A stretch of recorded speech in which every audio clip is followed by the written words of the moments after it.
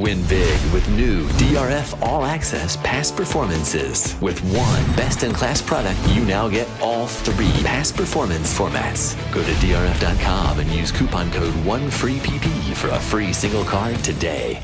Hey everyone, David Aragona here with another edition of the TimeformUS Road to the Derby series. A couple of 100-point prep races kicking off this final round of prep races this weekend on March 23rd, Saturday at both Turfway Park and Fairgrounds, which is what we're going to focus on in this video. Race 12 at that New Orleans track is the Grade 2 Louisiana Derby, the final stop on that road to the Kentucky Derby that goes through Fairgrounds, going the 1 3/16 distance for the 3-year-olds, a real test of stamina ahead of the Kentucky Derby for these sophomores. And I think that's why this has become a popular route to the Kentucky Derby for many connections. And you see there is a large field signed on for this race, 12 entered, though likely to go postward with no more than 11 runners because the number 1 Triple Espresso is expected to scratch out of this race. He is cross-entered in the Jeff Ruby Stakes on Saturday, and my colleague Marcus Hirsch did report that Todd Pledger is expected to start Triple Espresso in the Jeff Ruby rather than in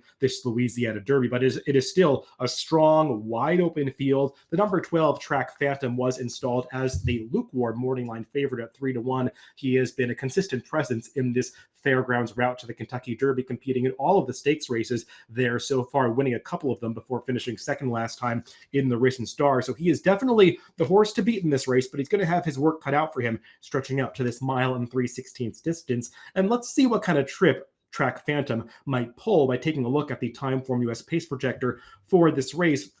Now you'll see that fast pace flag does show up on the pace projector, yet it does show Track Phantom on a clear early lead, and that's where Track Phantom wants to be. He generally does his best running when he gets comfortable on the front end, as he was able to do 2 back in the Lecomte and then last time out in the Risen Star. But how fast is this pace going to be? Well, I would look at the horses that are positioned just behind Track Phantom to get some idea about that. The number 2 Hall of Fame is Track Phantom's stablemate, also going out for Steve Asmussen. He was rated off the pace in the Risen Star. I wonder if breaking from the inside post this time, they're going to be more aggressive with Hall of Fame, potentially securing the lead from Track Phantom as those two dictate terms to the rest of the field, or potentially he'll swing outside of that foe. But I would imagine Hall of Fame might get a more aggressive ride in this race than he did last time. And then the horses like the number 3 Antiquarian has tactical speed, doesn't need the lead. I'll be interested to see if a horse like the number 8 Next Level is ridden forwardly as he has been in the past, because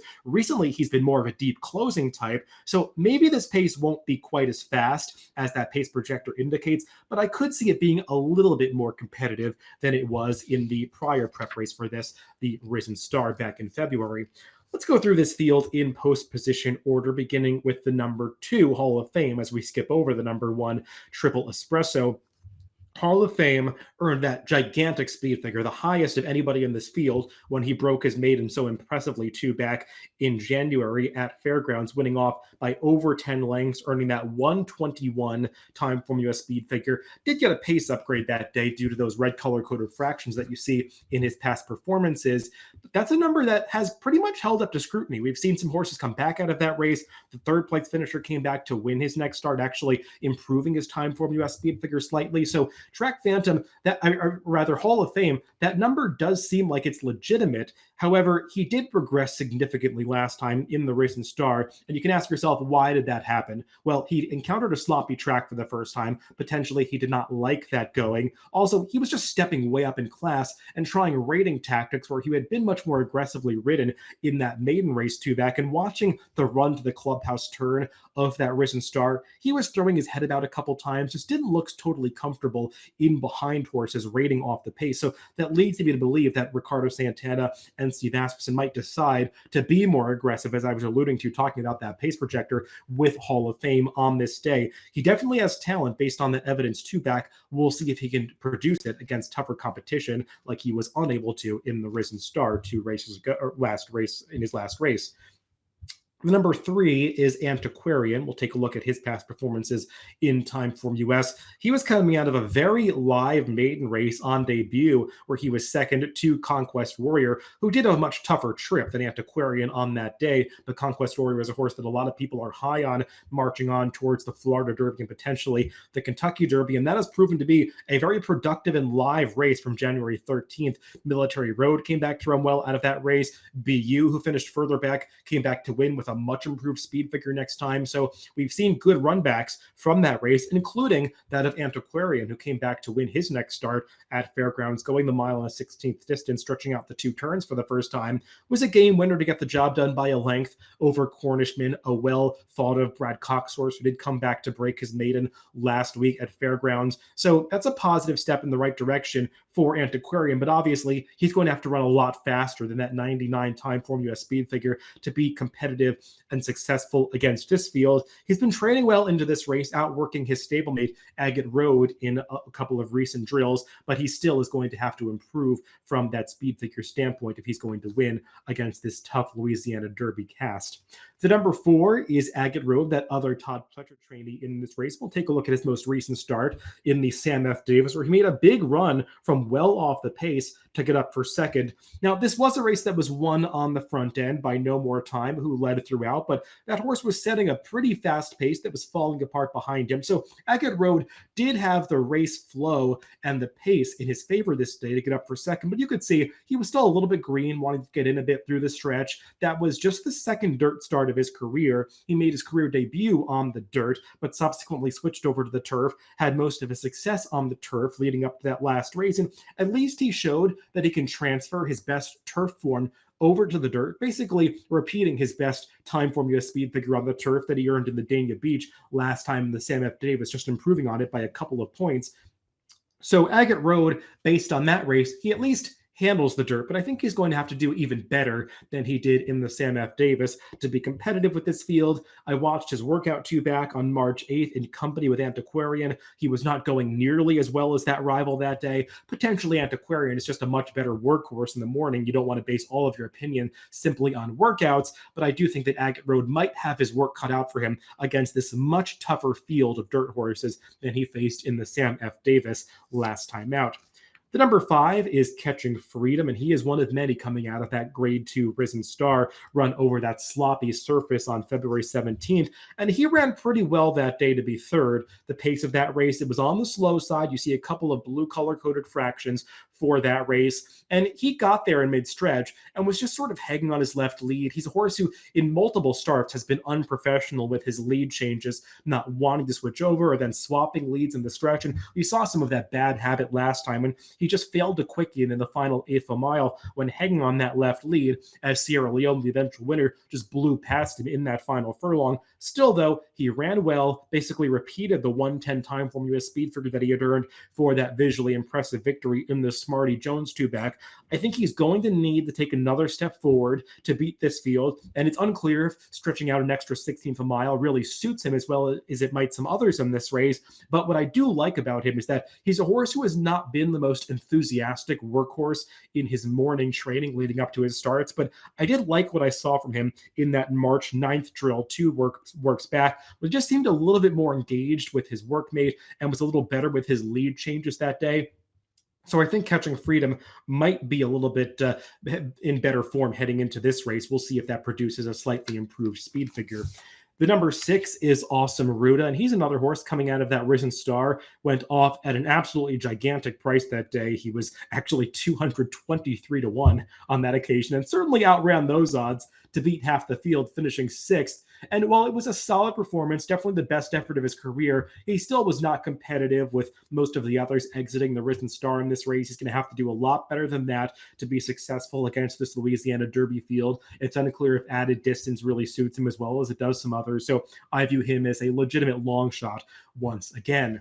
The number 7 is Honor Marie, and while he didn't finish that far ahead of that likely hopeless long shot awesome Ruda last time, I think the trip just really did not work out for Honor Marie in the Risen Star. Like I was alluding to earlier, the pace of that race was pretty slow. You've got those two blue color-coded TimeformUS pace figures. That's just not going to be working in the favor of a deep closer like Honor Marie, who wants to launch from towards the back of the pack. And he was just taken in hand right from the start that day, reserved towards the back of the pack, and the race just did not play to horses trying to make those big moves from far off the pace. And it was actually to Honor Marie's credit that he passed as many horses as he did, pick it up for 5th that day. And when you watch the final 8th of a mile, he was actually finishing just as fast as Sierra Leone across the finish line, just had way more ground to make up than that winner of the race.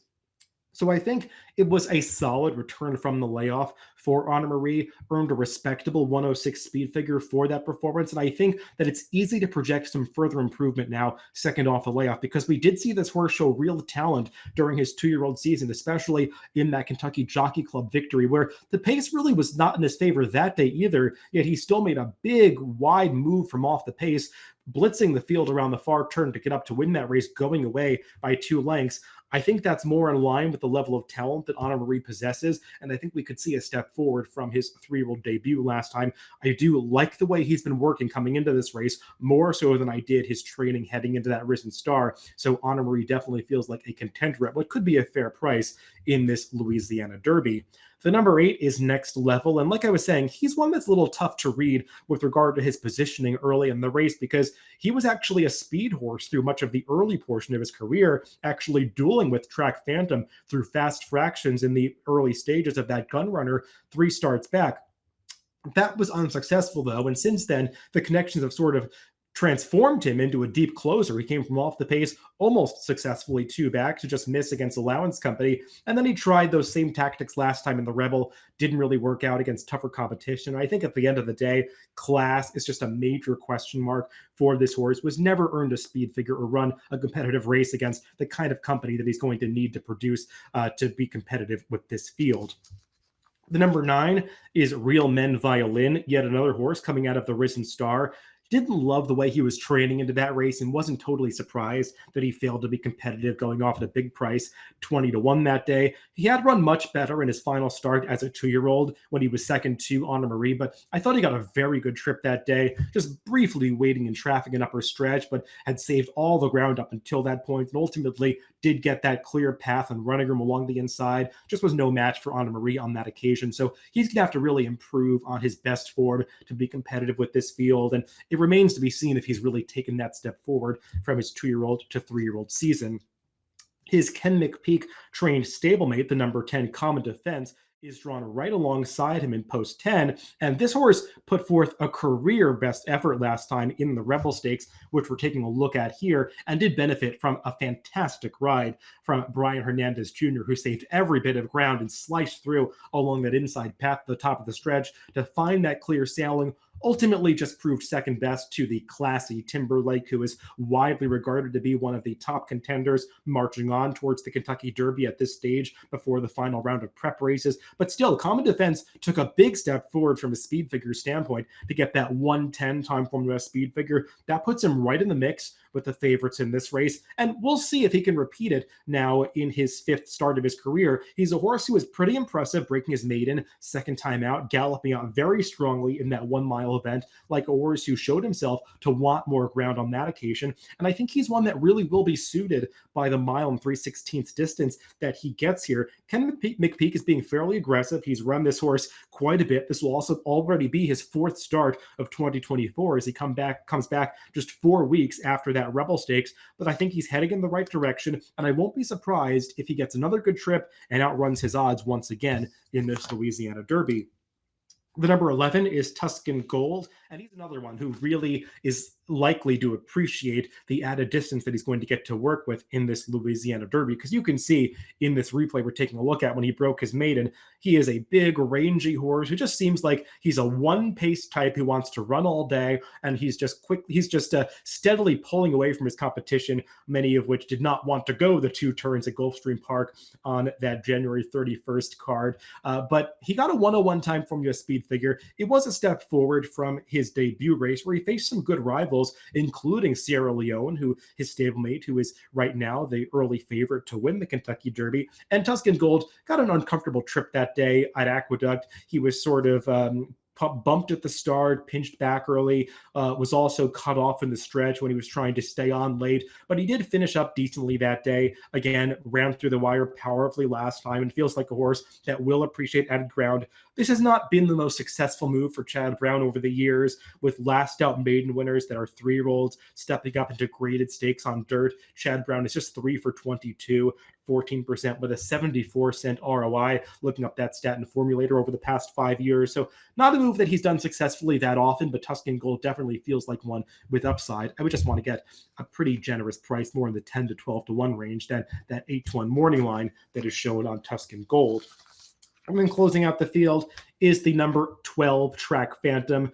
Make no mistake about it, he is the horse to beat in this race. He has just been steady as they come for Steve Asmussen, really running well in every start of his career. He won 3 in a row, culminating with that victory in the Lecomte 2-back when he was a comfortable winner over the highly regarded Nash in that race. Stepped up to the 1 1/8 distance last time in the Risen Star and just couldn't quite see it out after getting a very favorable pace setup. Like I said, setting a moderate to slow pace that day, but still could not hold off the superior Sierra Leone, who made that big rush from off the pace to get up to win that day. I still thought the Track Phantom ran pretty well. And the thing that really strikes me about Track Phantom, watching all of his races, is that he just has a way of making his own good trip. He's a very good, consistent gate horse who always breaks well. So getting out of this outside post position is not going to be a problem for him, especially with that long run into the clubhouse turn. Joel Rosario is going to have plenty of time to find the ideal early position for Track Phantom. He can stalk the pace, but he's obviously very comfortable when he races on the lead, producing his best performances doing so.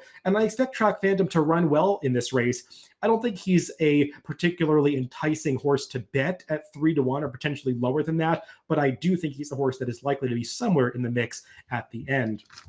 Let's throw out my picks for this Grade 2 Louisiana Derby. And I just wanted to find the horse that I thought would offer the best value. And for me, that is the number 7, Honor Marie. I didn't think he had the chance to put forth his best effort last time with that unfavorable pace scenario in the Risen Star. But I really liked what I saw from him too back in the Kentucky Jockey Club. I like his training coming into this race. And I think we're going to see a better version of Honor Marie on Saturday in this Louisiana Derby. I've got respect for horses like the number 12 Track Phantom. And I even think the number 10 Common Defense is heading in the right direction, but I just think Honor Marie is going to be the right price in the Grade 2 Louisiana Derby, so he is my top pick for this feature race on Saturday at Fairgrounds. Good luck if you're playing the races this weekend.